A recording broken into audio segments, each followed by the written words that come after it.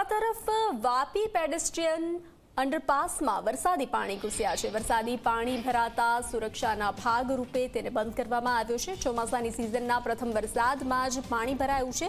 અંડરપાસમાંથી પાણી ન ઓસરતા લોકોમાં રોષનો માહોલ જોવા મળ્યો। મહાનગરપાલિકાની કામગીરી સામે સવાલો ઉઠ્યા છે। કરોડોના ખર્ચે બનાવવામાં આવ્યો છે આ અંડરપાસ, તો તેમાં વરસાદી પાણી ન ઓસરતા લોકોમાં રોષ જોવા મળી રહ્યો છે। વરસાદી પાણી ભરાયા છે। વરસાદી પાણી ભરાતા સુરક્ષાના ભાગરૂપે હાલ આ અંડરપાસ બંધ કરવામાં આવ્યો છે। ચોમાસાની સિઝનના પ્રથમ વરસાદમાં જ પાણી ભરાયું છે, તો અંડરપાસમાંથી પાણી ન ઓસરતા લોકોમાં રોષનો માહોલ જોવા મળ્યો છે।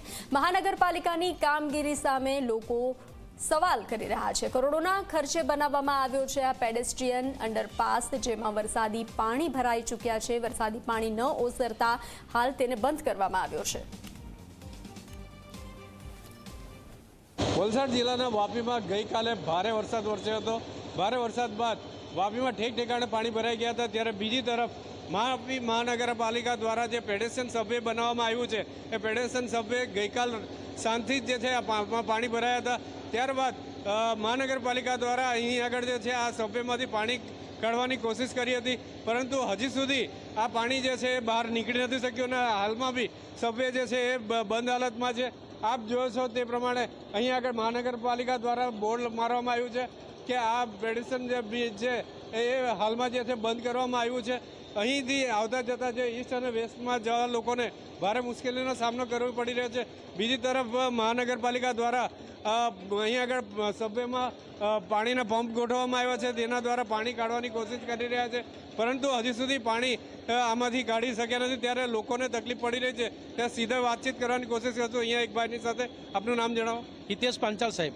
દિનેશભાઈ, કઈ રીતની તકલીફ પડે છે? ભાઈ, આ પાણી ફર્સ્ટ ટાઈમ એ લોકો મને પાણી ભરાઈ ગયું છે ને આ પહેલું જ ચોમાસું છે સાહેબ। તો આટલું જો નવામાં આવું થતું હોય તો હવે હજુ 2-4 વર્ષ પછી કેવી પોઝિશન થશે? હકીકતમાં એ લોકો અંડરગ્રાઉન્ડ બનાવ્યું એની જગ્યાએ એ લોકો બ્રિજ જ બનાવવો જોઈતો હતો। બીજું કે સાહેબ, વાપીમાં 2 ગરનાળા છે, એ લોકો ફેલ થઈ ગયા હકીકતમાં। તો કોઈ એન્જિનિયર જ એવું નથી કે પાણી કાઢી શકે। ગઈકાલ કરતાં બી અત્યારે તો પાણી વધારે વધતું ચાલ્યું। એ લોકો 2 મોટર લગાવી છતાં પાણી નથી। એ લોકો જીવના જોખમે 4 રેલવે ટ્રેક પરથી ક્રોસ કરીને જવું પડે છે સાહેબ।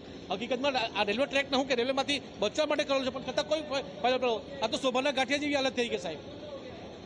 આ સિવાય જે છે આપણે બીજા ભાઈની સાથે વાतचीत करने की कोशिश करसूँ।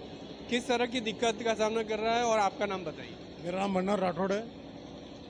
अभी बहुत बड़ा समस्या है। आप पब्लिक को आने जाने का तकलीफ है सबको, बराबर है। छोटा बच्चे के साथ भी जाएगा, कोई डूब जाएगा, सब कोई ठिकाना। नगर पालिका लोग कोई ध्यान नहीं दे रहे।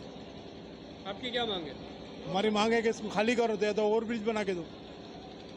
તો જેવું કે આપણે જોયું તે મુજબ હાલમાં વાપી ઈસ્ટ અને વેસ્ટને જોડતો આ જે સબવે પાસ જે છે એ બંધ હાલતમાં છે। અને ત્યારે બીજી તરફ આપને દ્રશ્યમાં બતાવવાની કોશિશ કરી કે આ જે રેલવે ટ્રેક જે છે, રેલવે ટ્રેકને જીવના જોખમે લોકો ઓળંગવાની કોશિશ કરી રહ્યા છે। આ સબવે બંધ હોવાને લીધે આપ દ્રશ્યમાં જોઈ શકો છો કે મહિલાઓ અને બાળકો જે છે એ રેલવે ટ્રેક ક્રોસ કરીને જીવના જોખમે જઈ રહ્યા છે। ત્યારે મહાનગરપાલિકાનો જે આ કરોડો રૂપિયા ખર્ચેલા જે છે એ કરોડો રૂપિયા સબવેના માટે કરીને જે ખર્ચા છે એ તમામે તમામ જે છે એ વ્યર્થ થઈ રહ્યો છે। ત્યારે મહાનગરપાલિકા આ સમસ્યાથી લોકોને જલ્દીથી જલ્દી રાહત આપે તેવી લોકોની માંગ ઉઠી છે। નિલેશ જોશી, ઝી મીડિયા, વાપી।